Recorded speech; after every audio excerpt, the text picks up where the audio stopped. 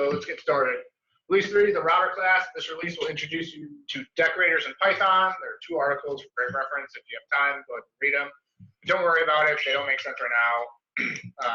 The more you use them, the more it will kind of make sense. Essentially, they don't require instances of the class to run. You just run like router dot like route. So we'll write all our code for you, focus on trying to understand what's going on. So first, let's create a file, router, and add the file, this code in here. Where it goes. It's file still running. A clear ls, cd in our classes. We're going to touch router.py. We're going to code router.py. I've got a lot of stuff open right now. I can delete all this stuff.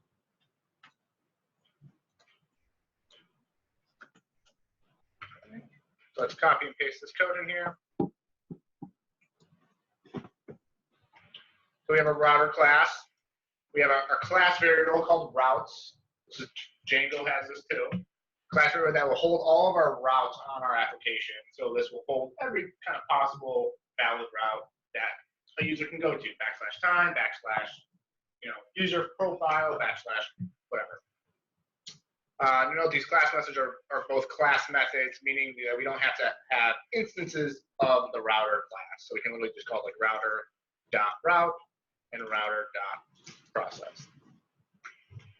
Click down here. The route class method is responsible for loading routes into our routes class variable. The route class method is responsible for loading routes into our routes class variable. Okay. So this is responsible for loading our routes into our routes class variable. Def add to routes.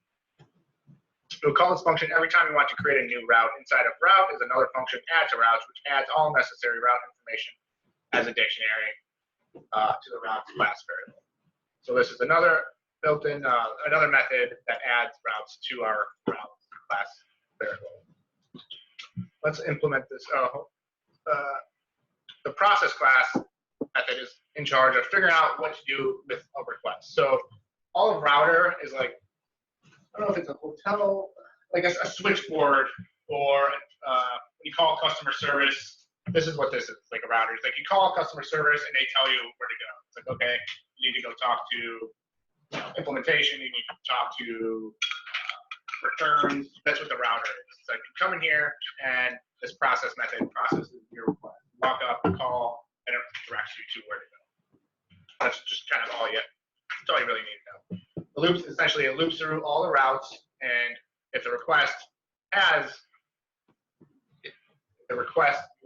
or the route exists in the routes, then it performs a specific function that renders what template or performs some sort of logic. It can perform, any kind of logic that you need to do and as well as it can just send a template back.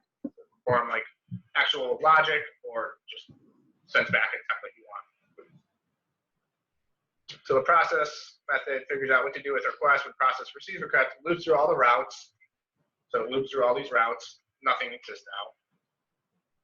See if the request path matches any of the routes in the class variable. If it finds one, it runs a function saved under route function.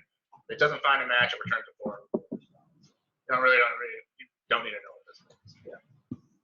Let's implement this router with the rest of our HTTP server application by first creating a file controller at the same level as server. This is where we call the router and handle incoming requests, write the code, and tells our router how to handle each request. So CD up, we have to do it at the same level as our server. So controller. So in this file is where UI code controller. So this is where we're actually calling all the router. So importing router from the classes, the controller, the templates, that is right now, and then for classes, router. grab the response, import date time, and this is actually where the incoming requests go. This is like the actual customer service person that you're talking to. It comes into this file, and then wherever the route goes, wherever route comes in, it runs this stuff. Go like router dot route / time, runs this method time responses where it creates a response. This is where it passes it in and just returns the response. For control will be where we store all the logic of to process each request. Anytime we want to add a new route, we'll define it here. Then in the server, remove all necessary libraries and import our new controller / router. All right, well, true. Just copy all this.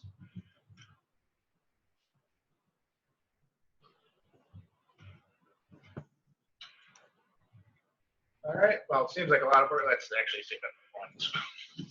I always say just randomly copy the code.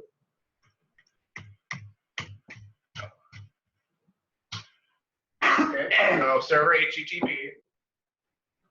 So we've got two variables, host, which is the local host, and port, which is port 888. It could be 8080 or whatever.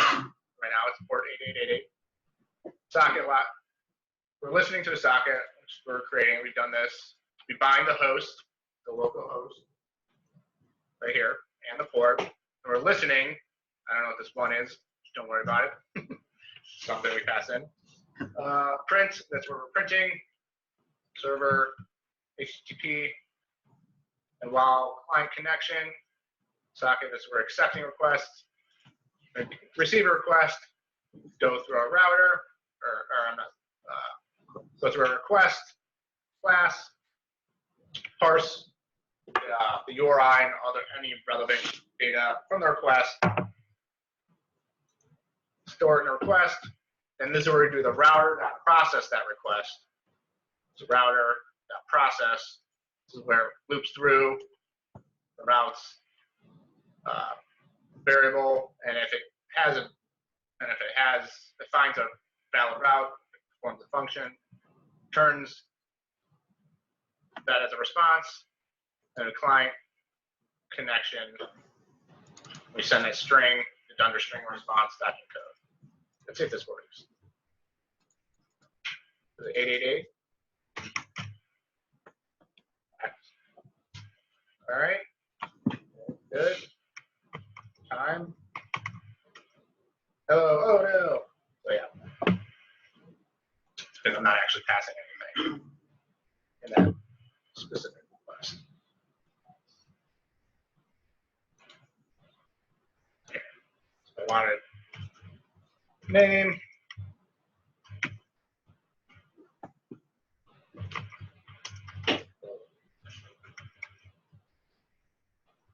Kill it. So if it runs again, change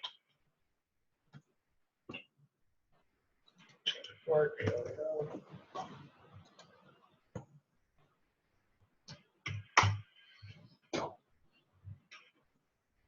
There we go. There we go. So the router, you'll see that. You actually have to declare your routes in Django. We'll get to it. But this is the general architecture, really simplified version of the architecture of Django. You're going to have classes, you're going to have templates, you're going to have URLs, directory.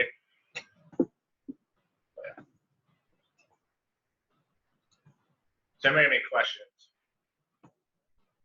Yeah, Tom, I had a question. Yep. So I noticed in your controller.py you have function wrappers. Would you be able to explain what those do? These things? Yes. I think this just calls the add router. Where would it go? So add router. And then it calls the route, so passes in.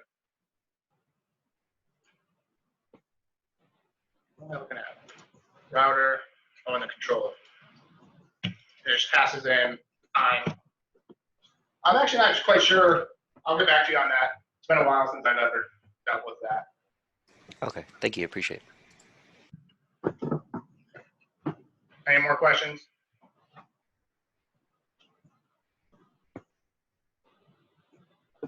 You don't have to.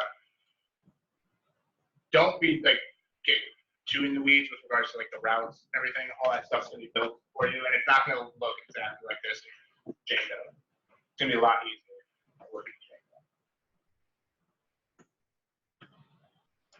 So we're trying to get like what the overall architecture, breaking out different directories, classes, just single responsibility, not going through